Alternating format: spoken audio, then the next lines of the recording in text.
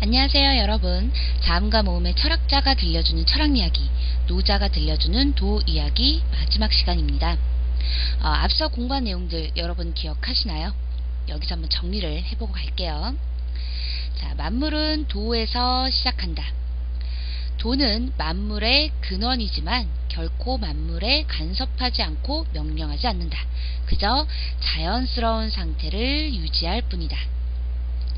좋은 것이 무조건 좋은 것만이 아니다. 그 때문에 잘못된 편견이 생겨날 수도 있고 부당하게 나쁜 취급을 받을 수도 있다. 그러니 요란하게 좋은 것을 추켜 세울 필요도 없고 그것만 맹목적으로 쫓아서도 안 된다. 모든 일에는 시작과 끝이 있다. 끝이 있어야 시작도 있는 법이므로 끝을 무조건 슬퍼할 필요도 싫어할 필요도 없다. 앞서 첫 번째, 두 번째 강의에서 배운 내용들이었죠. 이것들은 바로 노자가 말한 도의 섭리인데요. 그럼 이런 노자 사상을 한마디로 표현하면 뭐가 될까요? 앞에서도 여러분 들어보신 적이 있는 말인데요. 바로 무위자연입니다. 그럼 이 무위자연이란 어떤 것인지 이 마지막 시간에서 더욱 구체적으로 알아보기로 해요. 먼저 첫 번째 시간에서 노자를 소개하면서 그가 강조했던 생각을 말씀드린 적이 있죠. 그걸 다시 한번 볼까요? 욕심과 인의를 버리고 무위자연, 무위무욕의 상태로 돌아가라. 인의를 버리고 무위자연으로 돌아가라. 이때 이 인의라는 말의 뜻도 함께 알려드렸었는데 기억하시죠? 네, 인이란 바로 자연적으로 생긴 것이 아닌 사람의 힘으로 만든 것이라는 뜻이었습니다. 좀 더 넓은 의미로 말하면 자연적으로 생기는 사람의 마음이나 감정, 본성을 일부러 억제하는 행위를 뜻하는 말이었죠. 자, 이것을 간단하게 말하면 바로 억지로 하는 일, 우리 삶에 불필요한 것을 덧붙이거나 꾸며내는 일이라고 할 수 있겠죠. 노자는 바로 이러한 인의를 버리라고 했습니다. 그리고 대신에 무위자연의 상태로 돌아가야 한다고 했죠. 그렇다면 이 무위란 무슨 뜻일까요?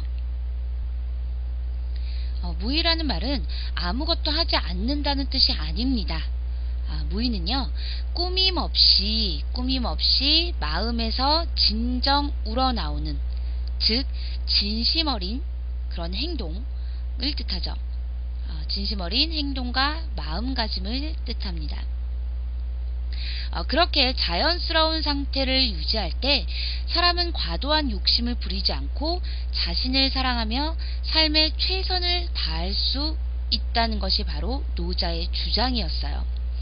그러니까 억지로 하는 것이 아니라 진정 우러나오는 진심으로 하는 행동, 그렇게 자연스러운 상태를 바로 무위라고 했는데요. 이건 사실 어려운 말은 아니죠. 여러분도 누가 시켜서 억지로 어떤 일을 할 때가 즐거워요? 아니면 자기가 좋아서 스스로 일을 할 때가 즐거워요? 당연히 누구나 자신이 좋아서 하는 일에 즐거움을 느끼겠죠. 우리 책의 선우의 짝꿍이 된 성현이를 떠올려 볼까요? 성현이는 하수 등급을 받지도 않았는데 자진해서 남아 교실 청소를 합니다. 자신과 친구들이 생활하는 교실이니까 깨끗하면 더 좋으니까 말이에요. 이때 성현이는 자신이 좋아서 하는 일이기 때문에 힘들어하거나 짜증을 내지도 않아요. 그렇다고 착한 일을 했다고 스스로를 자랑스러워하거나 또 누구에게 칭찬을 받으려고 하지도 않죠. 왜냐하면 그건 그냥 자기 마음에서 우러나오는 대로 행동한 거니까요. 자, 이렇게 억지로 꾸며내지 않고 자연스럽게 우러난 마음으로 행동을 한다면 우리는 얼굴을 찌푸리지 않고 늘 웃으며 생활할 수 있겠죠. 그래서 여기 읽어볼게요. 억지로 하는 일은 재미도 없고 힘들죠. 하지만 스스로 좋아서 하는 일은 어때요? 즐겁고 뿌듯할 겁니다. 그런데 그렇다고 해서 자기가 항상 좋아하는 일만 골라서 하라는 것은 아니에요. 사람은 누구나 꼭 해야 하는 일들이 있어요. 그래서 때로는 꼭 원하지 않더라도 참고 해야 하는 경우들이 있죠. 우리가 학교에서 청소를 하거나 숙제를 하는 것처럼 말이에요. 다른 사람들뿐만 아니라 나 역시 생활하는 공간이기 때문에 청소를 해야 되는 거. 꼭 해야만 하는 거죠. 그리고 숙제, 자기 자신의 공부를 위해서 꼭 필요한 거예요. 근데 이때 자기가 하기 싫다고 해서 노자께서는 무의자연으로 돌아가라고 하셨어. 그러니까 난 청소도 싫고 숙제도 싫으니까 안 할 거야. 억지로 안 할 거야. 이렇게 말한다면 이게 맞는 말일까요? 그건 당연히 아니죠. 조금 전에 말했듯이 사람들은 자기 위치에서 꼭 해야만 하는 일들이 있어요. 이거는요, 근데 남을 위해서가 아니라 결국 자신의 행복을 위한 일입니다. 근데 그걸 알면서도 너무 하기 싫을 때, 이럴 땐 어떻게 해야 할까요? 그럴 땐 바로 자기 마음을 다스려야겠죠? 당장 하기 싫은 일을 억지로 하는 게 아니라 무의자연, 즉 꾸밈없이 자연스럽게 마음에서 우러나올 수 있도록 스스로를 다스려야 한다는 겁니다. 그 일을 자신이 왜 해야 하는가, 어떻게 해야 진정으로 이루어질 수 있는가를 곰곰 생각해 보면서 진정한 무의자연의 상태로 그 일들을 해낼 때 그 성취감과 행복은 더욱 배가 되지 않을까요? 바로 노자가 강조한 것이 이런 삶의 태도였습니다. 이건 다른 사람들과 함께 어우러져 사는데도 중요한 태도예요. 당장 화가 난다고 해서, 불만이라고 해서 자리를 박차고 일어난다거나 무조건 다투려고 한다면 우리는 사람들과 원만한 관계, 좋은 관계를 계속 유지할 수 있을까요? 당연히 아니죠. 그래서 화가 날 때는요, 무조건 다투려 하지 말고 그 사람을 이해하기 위해 노력해보고 그 사람의 입장이 되어 한번 생각해보면서 다른 사람의 마음을 품어보는 겁니다. 이건 역시 앞에서 말했던 무의자연의 상태로 가기 위한 노력과 관련이 있죠. 앞에서는 자기가 하기 싫은 일을 무조건 억지로 막 하려는 게 아니라 자기한테 이로운 것을 생각하면서 마음을 다스려서 무의자연의 상태로 만들고 진정으로 우러나오는 마음으로 그 일을 하라, 이런 거였죠. 이번에는 다른 사람과의 관계에서 무의자연의 상태를 만들어 보자는 겁니다. 화가 나고 불만이 생겼을 때 마음을 다스리는 거죠. 선우가 만났던 그 도서관 할아버지께서 이런 말씀을 하셨어요. 나와 다른 사람의 생각, 나와 다른 사람의 행동을 싫다고만 생각하지 말고 우선 어떻게 해보라 그러셨어요? 품어보는 것. 품어보라 그러셨죠. 그런 뒤에 마음을 가라앉혀서 맑게 만드는 것. 그리고 그렇게 다른 사람에 대한 이해를 간직하면서도 자기 마음을 고요히 할 수 있게 되는 것. 그래야지만 비로소 맑은 마음을 가질 수 있다 라고 하셨어요. 그렇게 해야 다른 사람을 이해할 수 있고 나아가서 자기 자신을 이해할 수 있고 그렇게 고요하고 맑은 물과 같은 마음을 가질 수 있게 된다는 겁니다. 그게 진정한 무의자연의 상태라는 거죠.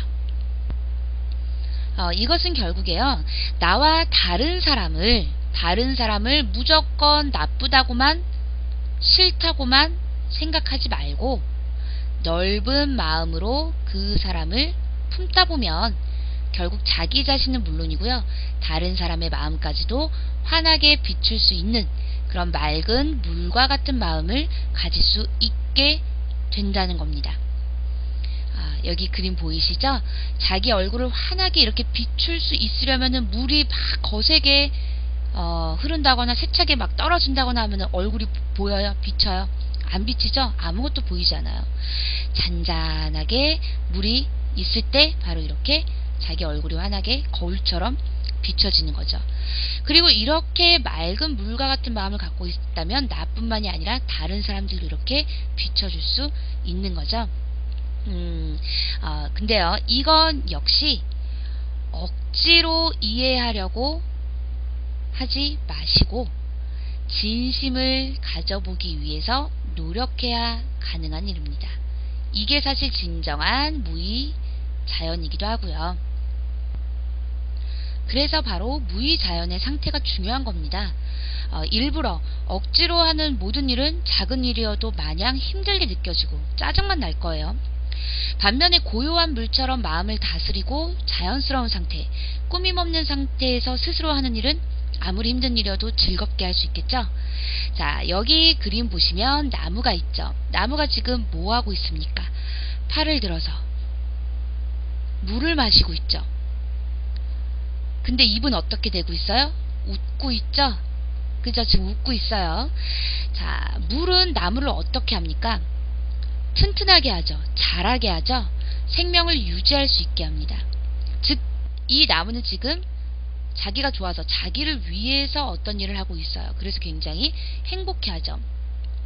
자, 이건요 결국 자신의 마음을 다스려서 스스로 좋아하는 마음으로 어떤 일을 하면 그것은 결국 자신의 행복이고 또 자양분이 된다는 겁니다. 자양분은 밑거름이죠. 튼튼하게 자라기 위한, 무럭무럭 자라게 하기 위한 그런 밑거름이에요. 자기가 좋아서 하는 일은 결국 자기 자신을 위한 일이 된다라는 겁니다. 노자는 바로 이런 의미에서 인의를 버리고 무의자연의 상태로 돌아가라고 했던 거죠. 자, 그래서 여기에 핵심이 되는 내용을 여기 이제 색깔별로 단어만 이제 바꿔놨어요. 이것만 골라 읽어볼까요? 자, 고요한 물처럼 자연스러운 상태에서 꾸밈없이 스스로 하는 일은 즐겁죠? 그러니까 인의를 버리고 무의 자연의 상태로 돌아가자. 노자께서 들려주시는 도 이야기의 핵심입니다. 여기까지 살펴보고 나니까 이제 노자가 강조한 게 뭔지 여러분도 좀 알 수 있겠죠. 우리 책의 선우가 학교 도서관에서 만화로 보는 노자 이야기에 나온 구절들을 이해할 수 있게 된 것처럼 말이에요. 이런 가르침을 행동으로 옮기는 건요 사실 쉬운 일은 아니에요. 그쵸? 하지만 여러분 어떤 일을 할 때 얼굴을 잔뜩 찌푸리고 억지로 할 때보다 편한 마음으로 즐기면서 할 때가 더욱 행복하죠. 자기 마음에 조금 들지 않는다고 해서 친구와 다투는 것보다는 조금 양보하고 넓은 마음으로 서로 이해할 때 마음이 더 편하죠. 내가 칭찬받아 으쓱해 할 때 그렇지 못해서 시무룩해져 있는 친구를 보는 것보다 함께 웃을 수 있을 때가 더 즐겁죠. 마음을 다스리기 힘들 때는요 바로 이런 점을 떠올리면서 노자의 가르침을 실천하려고 노력해보세요. 그럼 아마 짜증내는 일보다 웃을 일이 훨씬 더 많아질 겁니다. 여기 보세요. 아까도 이 나무 웃고 있죠? 자, 여기까지 자음과 모음의 철학자가 들려주는 철학 이야기, 노자가 들려주는 도 이야기 시간이었습니다.